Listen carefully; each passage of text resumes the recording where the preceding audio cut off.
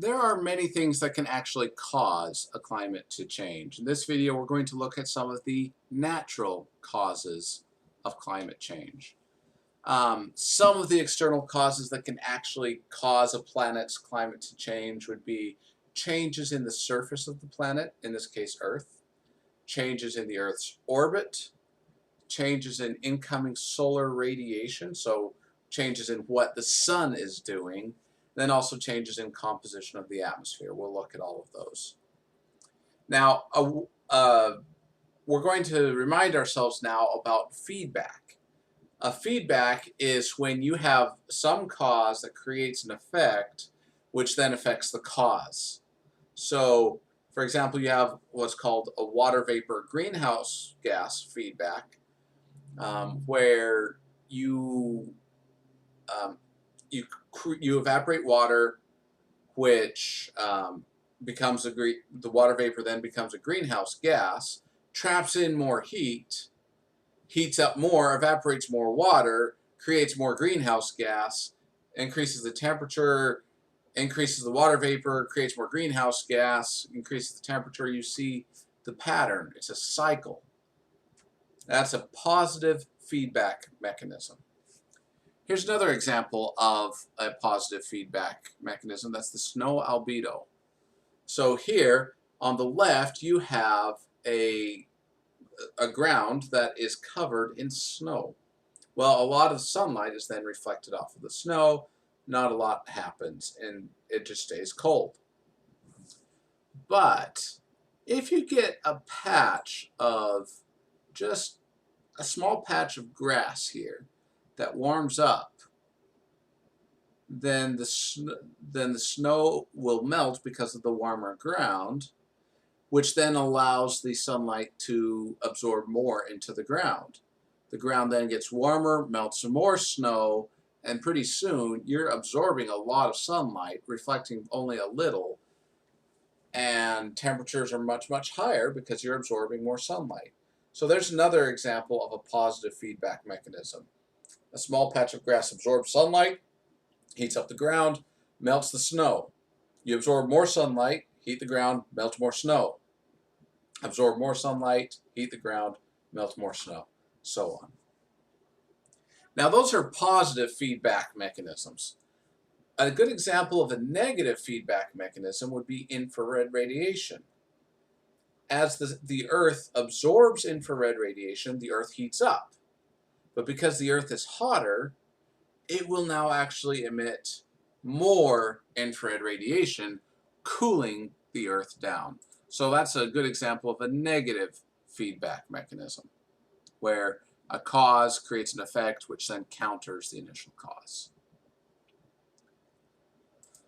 So how has our climate changed over the last many thousands of years? Well, here's one method that climates have changed. You have plate tectonics. Now, the crust of the Earth is not a solid crust. It's broken up into lots of pieces, kind of like a puzzle. And all of these pieces used to fit very nicely together. You can see North America here, South America, Africa, Antarctica, Australia, India, Asia, Europe, so on. Arabian Peninsula here. There's it fit quite nicely together. But these puzzle pieces start drifting apart, something called continental drift. The American plates moved off further to the west. The African plate moved up and ran into the European plate. Australia's moved up. Antarctica's moved down to the South Pole until you get what we have today. Well, how does that affect climate? Well, I'll give you one simple example, and then you can figure out a whole lot of other possibilities. Here's Florida down here. How many hurricanes do you think we had in Florida when the Earth looked like this? I think it's safe to say none. There's no, the Atlantic Ocean was nothing more than the Atlantic River here. And so there's just no way that we could actually form hurricanes near Florida. And if you did, they'd probably be quite minor. But now, because you have the entire Atlantic Ocean, you suddenly have the potential for lots of hurricanes coming into our area. So there's one example of how climates could change through plate tectonics. Another one, mountain interaction, airflow, ocean currents. There are lots of changes. Another way that our climate can change is through changes in the Earth's orbit. Now, we often think of the Earth going around the sun in a circle. Well, it doesn't. Back in chapter 2, we saw that the orbit of the sun is more like an ellipse, where the Earth is closer to the sun in January, further from the sun in July. But it hasn't always been that way. In fact, there was a point in time where it was very nearly circular. Every 100,000 years, our orbit changes from an ellipsed shape to a circular shape back to an elliptical shape. It just gradually changes from year to year, going from ellipse to circle to ellipse. This is called eccentricity. Well, how will this affect our weather? Well, remember, this is the Earth in January. So here in the Northern Hemisphere, we're in our winter in January. Because we're closer to the sun, we get a milder winter.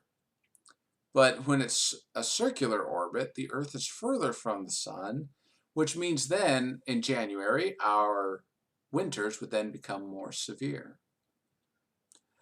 Likewise, July, the Earth is far away from the sun here. So even though we're pointed to the sun, it's summer, it's hot, we're further away from the sun, so that kind of makes things a little bit more mild. But if the Earth were a little bit closer to the sun in July, that would increase the temperature significantly and making it a more extreme summer. So eccentricity is the changing shape of the orbit every 100,000 years. Another part of what we call the Milankovitch theory, this was the first part of the Milankovitch theory. Second part is something called obliquity, and that is the angle of the Earth's tilt. So here's the North Pole of the Earth, here's the South Pole. If we were to draw the Earth's orbit around the sun, this would be a line perpendicular to that orbit, and the Earth is tilted currently at about 23.5 degrees. But the Earth isn't always tilted at 23.5 degrees. In fact, down in Mexico, they have a highway where they have marked where the Tropic of Cancer appeared over the last 10, 15 years. And we can see that the Tropic of Cancer has been moving from year to year, a good distance too. Every 41,000 years, the Earth's angle changes from 22 degrees to 24.5 degrees back to 22 degrees. So where are we now? Well, it turns out that the Earth is actually increasing. We were at 22, we're at 23.5 degrees, moving towards 24.5 degrees. Our axis tilt is currently increasing. So first Milankovitch theory is eccentricity every 100,000 years, then there's obliquity every 41,000, and finally there's precession that happens every 23,000 years. Here's the idea of precession. Currently, the Earth's North Pole is pointing in this direction. In fact, if we were to continue this line out for multiple light years, we would see what we call the North Star, Polaris. So Polaris is the North Star. But it isn't always that. This axis, the Earth actually wobbles at another point in time, about 11,000 years ago, and will happen again 11,000 years from now. The Earth's axis will be tilted this direction. So in our current orbit, January is close to the Earth is close to the sun in January, further from the sun in July, but the orbit will, because of precession, the angle of the Earth's axis will turn and reverse and basically turn the July into a January and January into a July. And so that happens about every 11,000 years, then 11,000 years later it goes back. That is the idea of precession. Now, what could that do to the Earth's climate? Well, all of a sudden it changes from having a mild winter and a mild summer to having a severe summer being closer to the sun, and a severe winter being further from the sun. So that's Milankovitch theory, the three basic points of Milankovitch theory: eccentricity, obliquity, and precession. Those all have to do with variations in the Earth's orbit. But there are other variations, such as in the sun's solar output. This is a figure looking at the number of sunspots on the sun's surface. What we have seen is that every 11 years, the sun goes through a cycle from very few sunspots to a lot of sunspots back to a few sunspots. That happens every 11 years. What is a sunspot? Well, it's just a cool spot on the sun's surface. Let's take a second and take a look at what the sun actually looks like right now. So here we're looking at my weather page that I've created. Here's the space weather portion of it. And this is an X-ray view of the sun. As you can see, there aren't a whole lot of sunspots right now. In fact, we are, this was our last cycle. We have actually cooled down significantly, meaning fewer sunspots. Calmed down is probably a better term. There are very, very few sunspots. Well, what a sunspot is a region on the sun where it actually cools down a little bit. What would cause the sun to cool down? Well, a storm. You get a magnetic storm which cools down the surface of the sun. And since the sun is cooler in just that one tiny spot, it doesn't emit quite as much light. So our eyes look at the sun, we see the sun emitting a lot of light, one region that's not emitting as much light, and as such our eyes say, oh, that's a dark spot. That's a sunspot right there. Okay, and it looks like I'm looking at this figure down here. You see that bright spot right there? This is looking at how much of a particular wavelength of radiation is given off. That would be an indication of some solar activity, a solar storm. So while the sun rotated, this is a loop, by the way, if you can't tell the, oh, it doesn't go straight to the loop like I thought it would. Open image, a new tab, will it do it? If you can notice the date, it loops back. So right there, loop back. Okay. Anyway, so this was a magnetic storm on the surface of the sun, which actually cooled the surface. So if we were able to see the sun during this time period, likely we would have seen a sunspot in that region. Okay, so what do sunspots mean in regards to the Earth? Well, whenever you have a sunspot, remember sunspots are indications of magnetic storms, which means that the sun is giving off a lot more energy. The more sunspots, the more energy the sun gives off. And when that energy hits the Earth, well, guess what? More energy means higher temperatures. And so we can experience higher temperatures during high sunspot periods. In addition to that, high solar energy can also block communications, trigger other storms. It can be pretty nasty. So yes, solar activity can definitely affect the Earth's climate. Here's another huge effect on the climate: volcanoes. Volcanoes are an eruption of masses of gases into the air. Gases and ash and dust and soot. The problem is that the ash is rather reflective. And so especially an explosion like this was Mount Pinatubo back in 1991, an explosion like this shoots ash and dust so high up into the air, it reaches the stratosphere.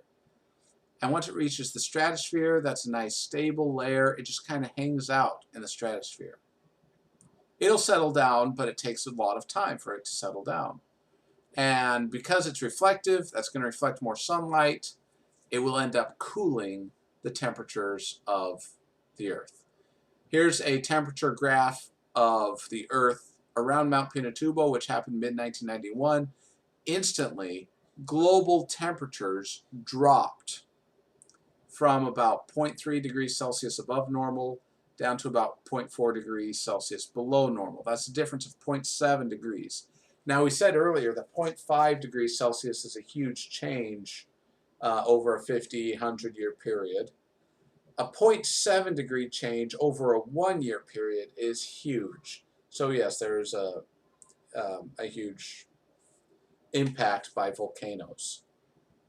Now, if a volcano sending up that much ash and dust and soot into the air can cause a significant worldwide temperature change, what would happen if, say, a meteor or an asteroid were to hit the Earth?